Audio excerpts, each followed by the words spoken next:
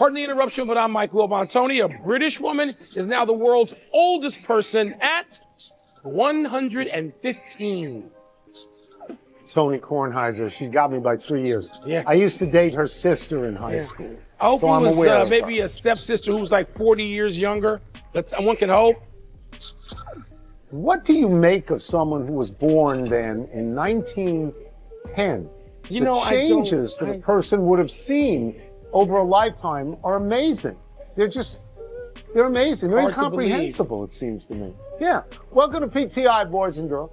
In today's episode, the Pacers upset the Cavs, the Blues and Avalanche both gag, and Sovereignty wins a sloppy Kentucky Derby. But we begin today with the Warriors going to Houston and winning Game 7, holding the Rockets to 89 points. The Warriors got 33 points from Buddy Hield, who scored 0 points in the Warriors' Game 6 loss at home. Well, Golden State lost Games 5 and 6. So what did this win by the Warriors show you yesterday? A lot, Tone. It showed me championship form, even though not all of those guys have played on the championship Warriors teams, but the two who have, obviously, Steph and Draymond, and you had Jimmy Butler, who's been to multiple finals and been in huge games all his career. The Warriors showed intellect, and this had to start after they lost Game 6. And this, of course, includes their championship Hall of Fame coach, Steve Kerr. They show intellect. It shows urgency. They know they don't have an open window like Houston. Houston's window's just opening. You know, Houston and Detroit and Orlando or San Antonio, that's fine. The Warriors know what they've got. They're largely a bunch of old guys. Even Buddy Hield, who's not old, is not young anymore. He's been around for a while. And they sort of plotted and they planned and they say, here's what we are going to do to the best of our ability. And then no, sports are not choreographed. And they're hard, even when you can agree on what you need to do and the urgency of it. And they did it. They made this plan and then they executed the plan. And so I admire, I've gotten to know the guys I mentioned on that team, on the Warriors team, over a period of years. And I'm not gonna lie to you, I root for them, I do.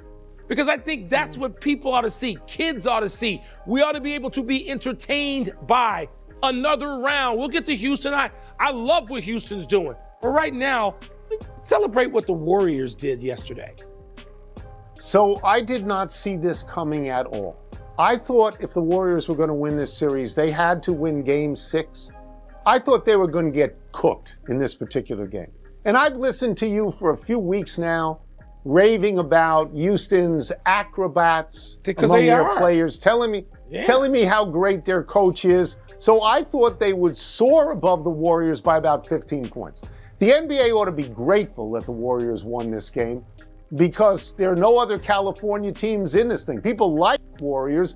The Lakers were routed and the Clippers routed too. The Buddy Hield thing is amazing to me. He had no points in 17 minutes in Game 6. He went from none to 33. That's never been done before in a playoff. Now, I know you like Buddy Hield, but I thought the moment was going to be too big for him. Obviously, it wasn't. They got scoring from Buddy Hield, and Draymond Green was on the floor and not getting technicals, not being bad like he was in Game 6. And he gave them, I believe, 16 points and 5 assists and a plus 17. Great defense. And now they draw Minnesota, and I'll be brief here. Minnesota should win.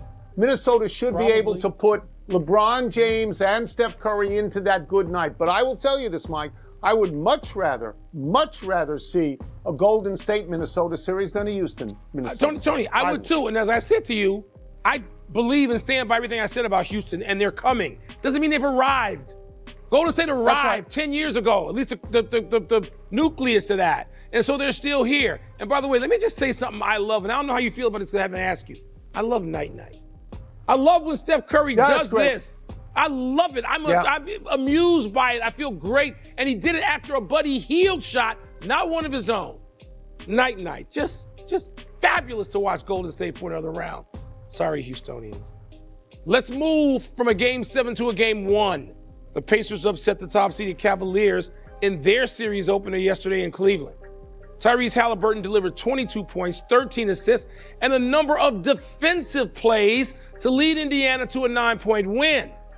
Tone, you have been high on Cleveland, justifiably all season. Yeah. So what does this result say, just one game, to you?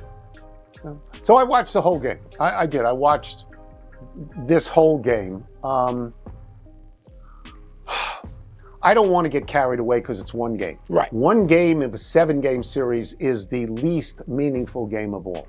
If you want to know the first reaction I have to something like this, is that maybe the Athletic ought to re-vote on making Tyrese Halliburton the most overrated player in the NBA. Players said that. Because he was, I know, but the Athletic ran the contest, right? Yeah. Yes. Okay. So because he was great in the last game against Milwaukee, great, and he was great yesterday.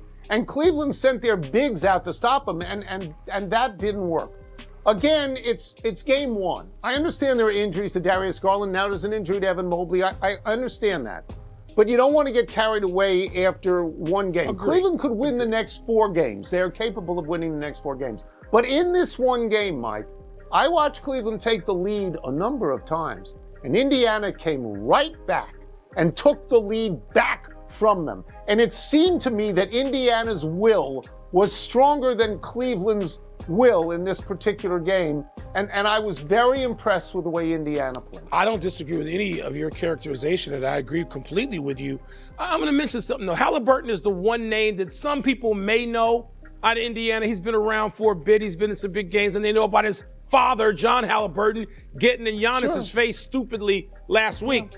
But the rest of them, Tony, the balance of that Indiana team with Siakam, who people might remember from Toronto, Evan Turner, 13 and 11 yesterday. Nembhard, most people don't know. Mathurin, they don't know unless they remember from college. Neesmith, they don't know. TJ McConnell, the backup point guard. They know Obi Toppin maybe from the Knicks. And Mathurin, who was a nice little college player for a minute. People don't know them. Get to know them. That's right. Get to know them. That's right. And Rick Carlisle, who they should know, because Rick Carlisle's been around for a while as a successful coach with a championship ring. Again, Mike, Will is part of what they have, Tony. I agree with you. Cleveland won 64 games this year. Indiana won 50. So you don't get panic-stricken at this point. No. I mean, because it's really just one game. But you can't have 2 guys take 50 shots. They had 2 guys. One guy took 30, one guy took 20. The rest of the team took 48. You have to spread that around a little bit. Donovan Mitchell took 30. Yeah. Ty Jerome took 20 shots. They were 21 out of 50. Hunter, and they better get those guys back in the lineup. Can't have that. All right, let's move to hockey and to amazing Game 7 results. On Saturday, the Avalanche had a 2-0 lead over Dallas in Dallas with about 7 minutes gone in the third period. Dallas scored the next 4 goals, 3 of them by former Colorado player Mikko Rantanen. On Sunday, Winnipeg was down 3-1 with only 2 minutes to go. And Winnipeg tied the game with 3 seconds to go, sending it to overtime, and the Jets won in double overtime. Wilbon, who had the worst collapse, the Blues or the Avalanche? Tony, I don't think what the Blues had was a collapse. They got beat in a historic way that is going to be memorable for all time. For all time, Tony. It doesn't go away. I feel bad for the Blues, even though they're a rival of my Blackhawks. I feel bad for them because that goal with whatever point seconds left, 2 point whatever it was, that's stunning in and of itself. And then the loss, the overtime, the second overtime goal, that's a fluke. I know how that is. You and I have sat through many a Stanley Cup playoff game that were decided in the second or third or fourth overtime Easter morning, thank you very much, on a fluke. No, that's not a collapse. And so I don't feel bad for the Avalanche necessarily. They got beat. They got beat by a Dallas team, and that was a normal Stanley Cup playoff game. But the way the Blues lost, how do you shake that? How do you get from under that? Yes. First of all, I said it's Mikko Rantanen. Okay, I got the name wrong. The former Colorado player who's scored all these goals. Look, what happened to Colorado was bad. Okay, they gave up 4 goals in the third. That's bad, and that's a choke. It's hockey. It's not one paragraph in the larger hockey roundup. Agreed. It's not one paragraph compared to what happened with St. Louis and Winnipeg. If you are the St. Louis players, how do you live with this for the rest of your life? Yeah. You are up in a Game 7. You were up by 2 with 2 minutes to go. You're up by 1 with 5 seconds to go. This has never happened before. You just gave up 2 goals when the other team pulled its goalie. It's unprecedented. It's unthinkable, but maybe it should not be unforeseen because St. Louis gave up a league-high 13 goals this year when the other team pulled a goalie. But still, Mike, and Winnipeg goes on. God bless, right? They avoid the curse of the President's Trophy. But how do the St. Louis players go out there for the next time? How do they do that? You just want to go hide for the whole summer. It's unbelievable. I feel badly for them. I do. Oh, wow. Man. That's a headline. Let's take a break. Coming up, what was most compelling about the Nuggets Game 7 win over the Clippers? And Tony made me watch the Horsies run the Kentucky Derby. I did. We'll both tell you our biggest takeaways because mail time is next. Yeah, the Blues. I mean, honestly. I can't. How do you go out there? No words. Like when the season begins. Or do you... Time to hear some babble from the rabble in mail time. Let me see what's first here. Okay, here we go. Glasses on. Which aspect of the Nuggets win over the Clippers did you find most compelling? Tony, it won't be on-court action what I'm going to go to. I was lucky in that I got a chance to spend some time at this series and around these teams and around Denver, most interestingly, because they fired their championship ring-wearing coach Michael Malone with 3 games to go in the season. And they promote David Adelman, son of Rick, who you and I got to see and cover and be around Rick. And here's his son coaching the team, and it seemed awfully odd at the beginning. We thought it was crazy. Well, it wasn't crazy, Tony, because my observation at being around him a little bit is that this is collaborative. And these guys have a sense of relief and a mission of being about each other, and they got a leader. And I think he wears 15, and he's the big dude who may be the best player in the world, probably is the best player in the world. And that's what I observed about them. They're playing against a fully capable Clippers team. I know you're going to go off on James Harden. I'm going to let you. But Kawhi Leonard was great. The Clippers' big zoo was terrific. He was. Your boy Harden wasn't great. Kawhi Leonard was minus 33. Is collaborative. Minus depends on who you are on the court with as well. But Denver and what they've done to recover with that huge switcheroo, it's impressive to me. That's what stands out to me. What stands out to me, and you're right, it's James Harden. And I wrote you a bunch of texts about James Harden. because I think James Harden is a great player. And you know that we've sat on this show for years, multiple years, in which I've said he should be the MVP. Yes. And you've said, no, he shouldn't. And I said, no, he should be the MVP. Yeah. But what has happened to him recently in Game 7s is brutal. Yeah. Okay? Let me get to this. He had 7 points in this game.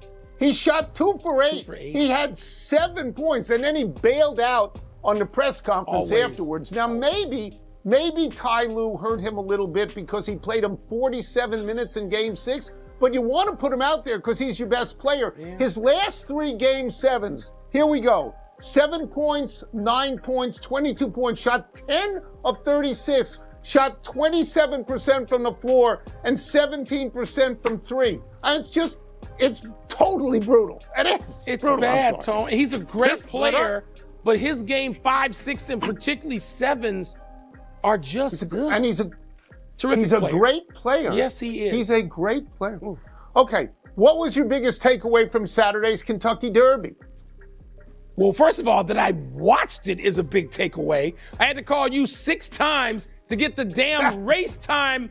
What thing used to be 5 o'clock, and now it's 7 p.m. It's going to be under the lights pretty soon, like a Saturday night SEC game. But the mud, Tony. First of all, I didn't want it to be running in the mud. Early in the day, you said to me, "Is it raining in Chicago?" As if that would determine the forecast in Lexington. But it was raining in both, so I'll give you that. But the mud, it just made it spectacular. And they're covered in it, and it doesn't seem to affect them, even though I know the times are slower. I was rooting for journalism. Of course I was rooting for journalism. But it was riveting. I hate to admit this to you, because I usually skip it, but it was riveting. Okay, so my biggest takeaway is that you actually watched the horses. I did. You and 21.8 million people watched that race. That's an enormous number, right? And so I was really proud of you that you watched it.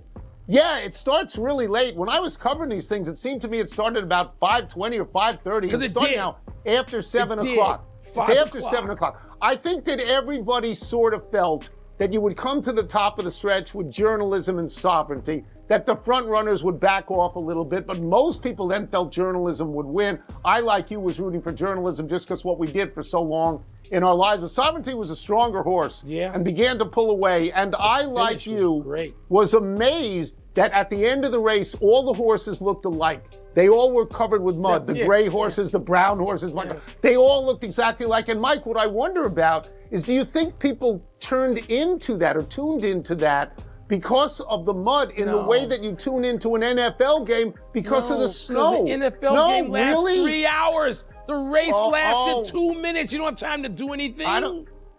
I think that you get into it about a half hour before and you stay with it. Your text, in any case, it's over. Here's what bothers me. What? What bothers me is the notion that both those horses may not go to the Preakness. See, that's I want them to go to the Preakness, and they may not. I'm not watching the Preakness. If they're not. By the way, I know Churchill Downs is in Louisville, essentially, not Lexington. I got carried away with University of Kentucky. Don't worry about it. It's still in the same Commonwealth of Kentucky. Yes, Enough it is in the email. Let's take one last break. Still to come, Katie Ledecky, our own Katie Ledecky. Katie Ledecky, our own. Does something she hadn't done in 7 years. Bethesda, Maryland's own. And a prediction as the Knicks and Celtics open their series in Boston tonight. Going to this series. Oh, yeah. But you don't like to predict things. You don't like to predict things. You like to just watch them. I can predict. We weren't on the air. Happy time, people. Happy 34th birthday, Austin Adams.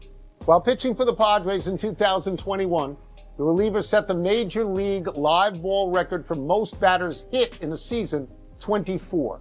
Adams needed only 49 2/3 innings to hit this many people.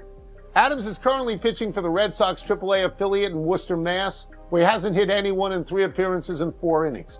Other than 2021, Adams pitched in 7 Major League seasons where he hit only 20 batters total and never more than 13 in one season. He has 188 Major League appearances, a 7-7 record, and a 4.10 ERA. Nothing drives you crazier than relief pitchers who let runners on base through walks or hit batsmen, and I know because Nat relievers do this all the time. I'm going to go with 2.5, the number of times he must have hit Anthony Rizzo, because Rizzo crowds the plate. He's just leaning over the plate like hitters used to do in the 1940s and 50s and 60s. People don't do that anymore. That's a lot of guys to hit in one season. It's 2021. Who remembers that anyway? Right after the pandemic, I don't even remember 2021. Happy anniversary, Dave Kingman. Around this day 41 years ago, while with the A's, the towering slugger hit a pop-up high over second base that actually never came down. It nestled in a draining hole in the roof of the Metrodome. With no rule in place for this outcome, the umpires awarded Kingman a roof rule double. On the 20th anniversary of that play, the Twins invited Kingman to throw out the first pitch. Before the hurricane closed Tropicana Field for this season, the Rays had similar issues with low-hanging catwalks. So if a ball hit off a catwalk and was caught in fair territory, it was an out. If the ball didn't come down, it was a double. If it hit a catwalk in foul territory, it was a dead ball. Those domes need to go away. The Metrodome has been gone.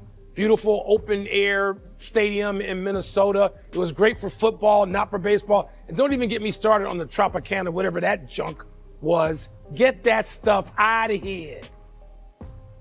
Happy trails to Katie Ledecky's own world record in the 800 freestyle. Ledecky broke her 9-year-old world record in the 800 free on Saturday in Fort Lauderdale, swimming the distance 67/100ths of a second faster than she did in the 2016 Rio Olympics. Since that time, no one had come within 2 seconds of the mark. It's Ledecky's first new world record in 7 years, and the 28-year-old now owns the 10 fastest times in history in the 800 free. Ledecky has 9 golds and 14 overall medals across 4 Olympics and has said she intends to compete at the Los Angeles Games in 2028 when she'll be 31. You know, we don't live in Texas or California or Florida where you can ring every other doorbell and there's probably a kid who's at least in the Olympic trials. In suburban Maryland, Bethesda, Maryland, Katie Ledecky We've watched her since the beginning and hope she does compete in the next Olympics. Congratulations. One omission, the Ravens released kicker Justin Tucker. The organization maintains it is a football decision. Who believes that nonsense? Let's go to the big finish. Michigan football head coach Sharon Moore is expected to get a 2-game suspension for the Connor Stallions spying issue. Is that okay with you? No. There's no rules anymore. It just looks old and stupid. No, it's not okay. Scotty Scheffler won the Byron Nelson with a record-tying 253. That's 31 under. I know you're impressed. I am. Van Rooyen was 23 under. He'll never be 23 under again. He didn't win. Never. 8 shots off. Royals hit 7 home runs against the O's on Sunday. Is that significant? Well, considering they hit only 18 in their first 34 games, yeah. Washington, D.C. will host the 2027 NFL Draft on the Mall. You going? You going to attend that? Green Bay got 200,000 people in a parking lot. DC will get 500,000. Last one, Knicks Celtics series starts tonight. I know you care. You want to make a prediction? I'm going to say Celtics in 6. It's going to be a tough series. The question is how the Celtics are going to react to the next series. The Knicks can take a lot out of them if they can't win. We're out of time. We'll try and do better the next. What's your favorite team? Comment below, and if you liked the video, please leave a like. This really helps the channel grow and brings you even more content. Oh, and if you're not subscribed yet, what are you waiting for? Click the subscribe button and activate the bell to receive all notifications. With each game, we notice that the NBA is getting more competitive every day, and all the teams are looking for reinforcements to win the championship. And only here can you follow your favorite team daily with incredible content from different sources. Here on the channel, there are new videos every day with analysis, curiosities, and the best moments in basketball. That's it for today, folks. Thanks for following along. The NBA doesn't stop, and neither do we. Until the next video. NBA, the passion that connects us.